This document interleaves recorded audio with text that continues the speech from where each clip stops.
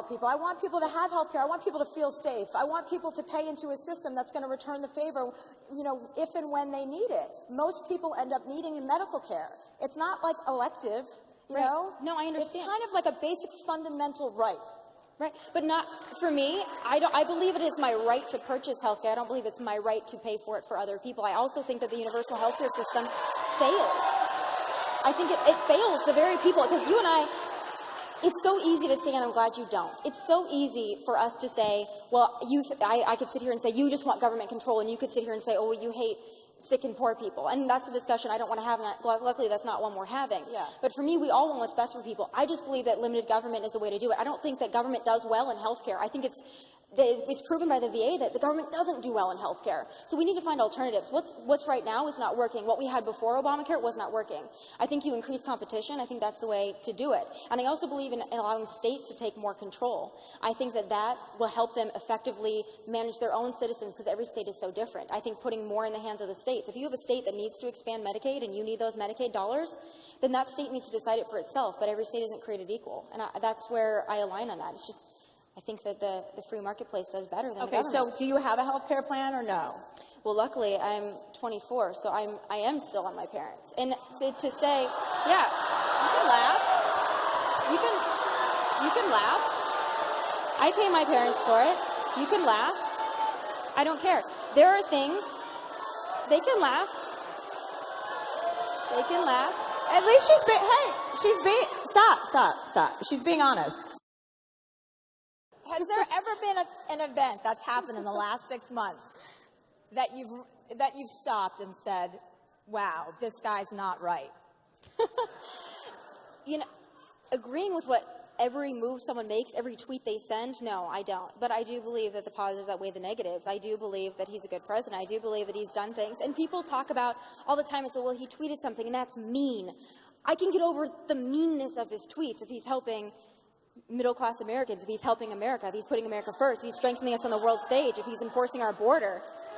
I can deal with a mean tweet. But why? But a mean represents so many other things. He's kind of like a toddler, like an angry, you know, he's a toddler. He lashes out at people, and he's vengeful, and he says really nasty things, and he's a crybaby. He's like, never in modern American history have we ever seen a crybaby of this nature serving as the president of the United States. He whines and bitches and moans. Everything's unfair. It's unfair. It's unfair. He's the fucking president. Act like it.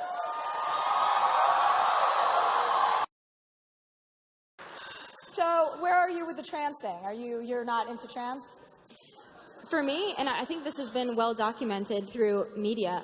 I saw some tweet, but I didn't understand it, and I saw people who were tweeting about so sure. Elaborate. Well, we're talking about the issue of LGBT, or are we talking about the military? Let's start with the military. Okay. Or no, start with the military. Okay, we'll start with the military. So for me, reinstating the ban on transgenders in the military, I think was a very positive step. I do. And you can do it, and it's not. And they can boo and whatever. I would appreciate it if they wouldn't, because I'm trying to make a point that I think is very important. For me, it's not because I have anything against trans people. If those that follow me and know me and know people that follow me and followed my show before, they know. Stop. Just stop. Come on, you guys. We're more mature than this. Go on. When it comes to social issues, I'm libertarian. When it comes to social issues, as been well documented, I don't care what the hell you do. I don't want to pay for it. That's where I align on those things. I am not anti-gay. I'm not anti-same-sex marriage. I am not anti most of the social issues. I'm not sitting here as someone, I don't take issue with those things. I don't care if you want to bake a cake, don't bake a cake. I don't give a shit. What I care about is military effectiveness and readiness, and the facts are this.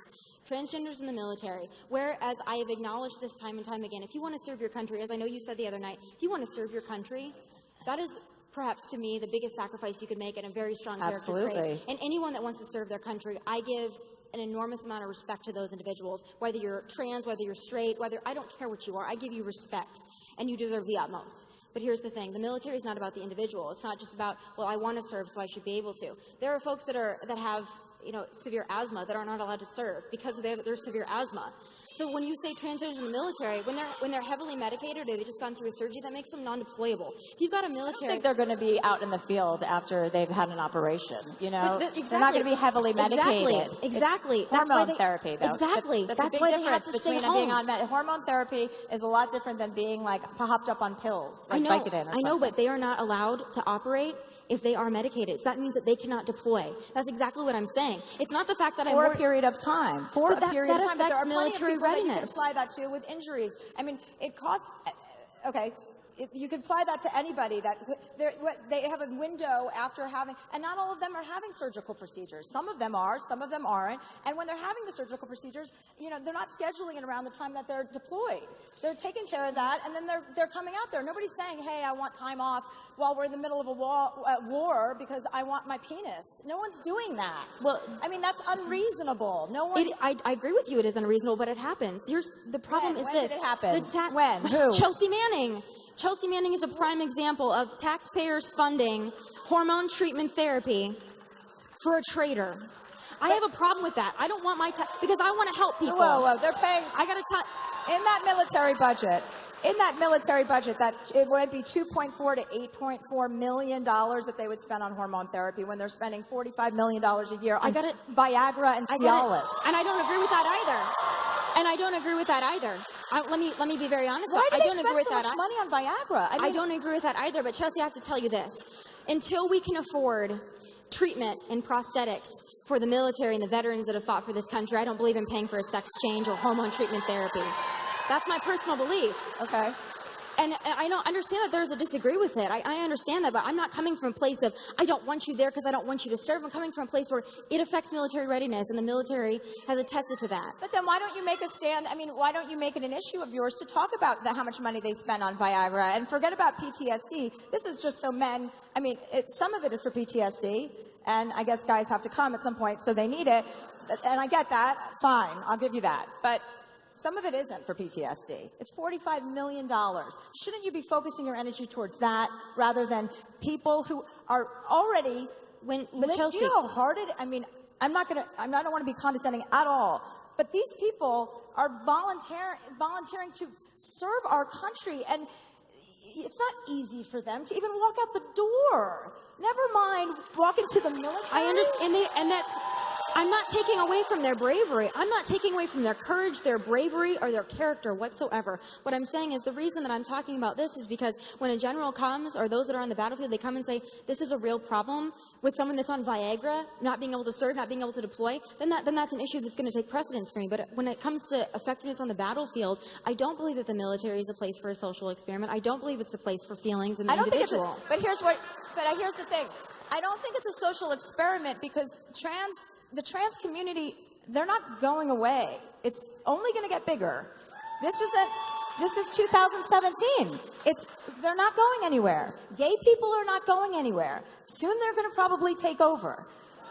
Welcome back. On Friday, conservative commentator from The Blaze, Tomi Lahren, was here, and she sparked a backlash online for saying this at the table. At our table, yeah. I'm pro-choice, and here's why. I am a constitutional, someone that loves the Constitution. I am someone that's for limited government, and so I can't sit here and be a hypocrite and say I'm for limited government, but I think that the government should decide what women do with their bodies. I can sit here and say that as a Republican, and I can say, you know what, I'm for limited government, so stay out of my guns, and you can stay out of my body as well. So some folks are calling her a hypocrite. Because she's pro-choice. For being pro-choice. Yeah, I was going to read that part. Sorry. For being, that's all right. Echo. Yeah, it's Monday. I'm back. And still calling herself a conservative. But do you have to be on the same side of every single issue of your political party? Aren't you allowed to evolve and grow? I don't know who does. I don't know who falls in line with everything. I think we're such complicated beings that to fall in line with every partisan topic, I think that would be hard to do. But people are, it's interesting because I asked her that question because, as many of you know, I call myself pro-life. I know you don't like that term, or anti-abortion. Yeah. And I'm anti-abortion. That's a better I'll say thing. that, anti-abortion. I'm against divorce. So I'm conservative on so many social issues, and I'm always called a libtard and left-leaning and all of this stuff, which I don't describe myself that way. Maybe what we need to do is stay away from all these labels, because I don't. Divorce. It's my She faith. does not believe I don't in believe in it. divorce. My faith doesn't. So doesn't people believe should in stay it. together even if there's an abusive relationship. Maybe not you're a get sinner, married in Joy. the first Well, place. how do you know that? Sometimes they Yeah, fool you. maybe not get married. Anyway, you know, I think it's true. Yeah. True. I mean, that's a hard one. I Yeah, understand it's a your hard other one. position, but that one. But I don't believe the government should be making the decision, because you personally are pro-life, but you don't think the government should be making that decision No, either. I don't, which is seemingly in line with what she says. But what's fascinating to me is so many conservatives came out against her. They've been dragging her. They've been just so terrible to her. And that's, I think, one of the problems with conservatism. There are many faces to it. Well, I think you can be a constitutional conservative and you can be pro-choice. No, that you cannot be. Oh, you absolutely can No, be. because the Constitution No, says the protection of life, The liberty, and Constitution property. And so the guarantees protection a right of to life is privacy. first. Constitution guarantees a right to privacy, and that's not. No, that to me is a And the misinterpretation. Constitution of is Constitution. talking Right. about your However- individual life. Right. Let's be specific. They were not talking about When it was abortion when they created the created it. Constitution, because they weren't dealing with it. But what the problem for me is, what it does give you is the right to make decisions for yourself as an individual. That's what the Constitution protects, your individuality. And the idea that other people, and it says you don't have to believe any religion. You don't have to believe anybody. You don't have to subscribe to anybody else's beliefs. That's why you have freedom of religion. That's why we have these freedoms. So I think that, you know, the Constitution is specific to you. My bigger, That's to me. My bigger question for her, though, is if you're a constitutional conservative and you believe in limited government, then why did you vote for Donald Trump? Because he doesn't stand for any of that. Well, she didn't know He's what a he big stood government for. guy. They don't know. Yeah, no one. If you listen to what he said one knows. before, but if you paid attention and you listened to what he said before he got elected, he was a big government guy. Listen to him before. Yeah. See, people weren't listening. Well, they were should have been responding listening to- before and now. I would call myself a Democrat right now, but when Lyndon Johnson was president and he was escalating the war in Vietnam, I would never call myself a Democrat. So it depends on what's going on. But if you're advocating for limited government and saying, I believe in limited government, nothing Donald Trump said before this campaign was limited government, and nothing he's doing now is limited government. Limited government he people are fighting contradicted and him. lied though his way I think to we the get rid of election. the labels. Let's get rid of the labels and look at the person and Let's the just be policies. who we are. This is what I believe. This is what you believe. That doesn't mean you're this, doesn't mean you're that. That's just what you believe. And if you're a constitutional person, you're entitled to your beliefs under the Constitution. We'll be right back.